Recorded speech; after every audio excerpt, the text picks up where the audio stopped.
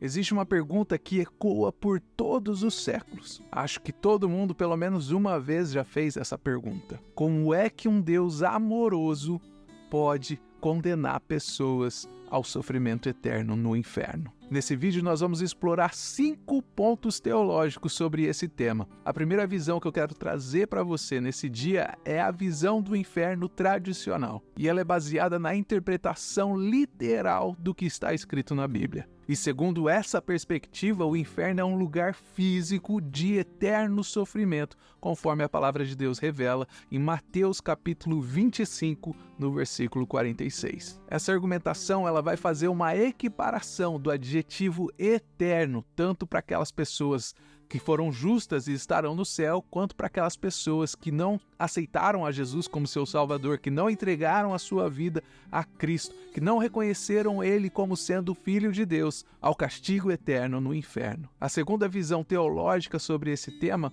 ela vai fazer uma análise metafórica do inferno. Então eles enxergam o inferno como sendo um estado de separação consciente de Deus. Essa perspectiva, ela sim vai manter a ideia de que o castigo ele é eterno, mas ela interpreta como sendo uma forma muito mais interna do que literal. E a terceira interpretação teológica sobre esse tema, ela vai fazer uma abordagem sobre a mortalidade condicional, ou seja, o aniquilacionismo. Essa terceira visão, ela argumenta que Deus é imortal e ele concede a imortabilidade aos salvos. E se ele concede a imortabilidade aos salvos, os não salvos, por sua vez, eles seriam aniquilados após o seu julgamento e punição. E eles vão basear essa interpretação deles em João 3,16, que diz que Deus amou o mundo de tal maneira que deu seu Filho unigênito para que todo aquele que nele crê não pereça. Então ele está dizendo que vai perecer,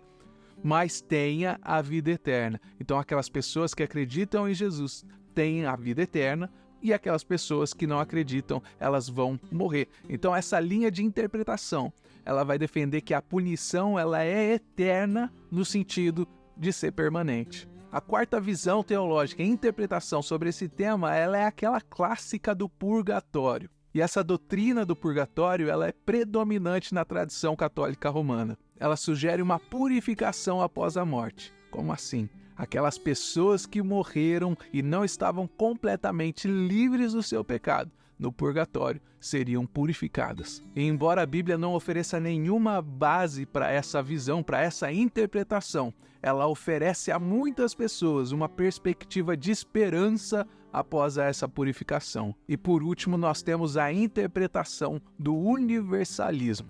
E essa interpretação sobre esse tema, ela vai acreditar que todos eventualmente serão salvos. E essa visão é uma visão completamente herética. Ela vai contra o que está escrito lá em 2 Tessalonicenses capítulo 1, no versículo 9, que vai falar claramente sobre um castigo eterno. E essas pessoas que seguem esse tipo de interpretação, elas acabam acreditando numa restauração total de todas as coisas por um Deus amoroso. Mas o que eu acredito sobre esse tema?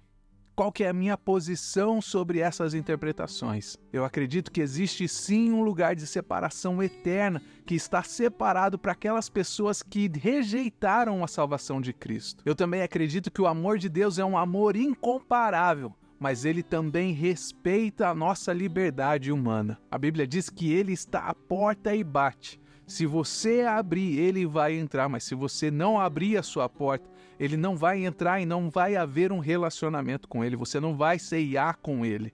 Você precisa tomar a atitude de abrir a porta, porque esse Deus, ele é amoroso, mas ele respeita a liberdade humana. Deus, ele nos ama de uma forma incondicional, mas ele permite que nós façamos as nossas próprias escolhas, inclusive essa escolha de aceitar ou rejeitar a graça de Cristo. Eu acredito do fundo do meu coração no poder da transformação de um coração arrependido e na misericórdia que Deus pode derramar sobre a vida de uma pessoa que se arrepende. E eu acredito com todo o meu ser que até mesmo no último suspiro, no seu leito de morte, a oportunidade de arrependimento ela está estendida a todos nós, sendo uma forma de mostrar a infinitude da graça divina. Eu acredito no papel fundamental do Espírito Santo. Qual que é o papel do Espírito Santo?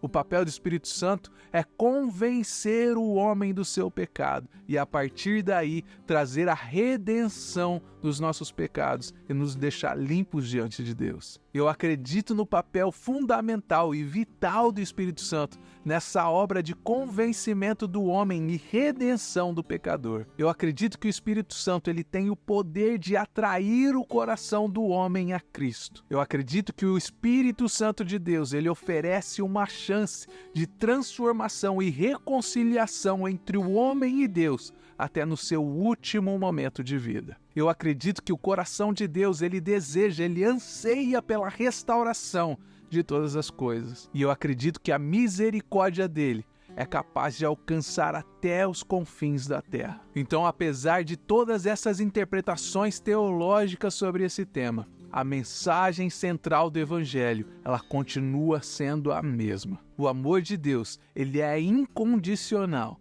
E a sua graça salvadora, ela é oferecida a todos os moradores da terra. Então, ao invés de nós ficarmos questionando por que Deus enviaria pessoas para o inferno, nós precisamos deixar que o Espírito Santo de Deus guie os nossos corações para que nós possamos proclamar esse evangelho de salvação para aqueles que estão afastados do caminho do Senhor, para que o Espírito Santo possa nos guiar nas nossas orações pelos perdidos e no testemunho do amor transformador de Jesus Cristo. Comenta aqui o que você achou sobre esse vídeo, curte, compartilha e nós nos vemos no próximo vídeo.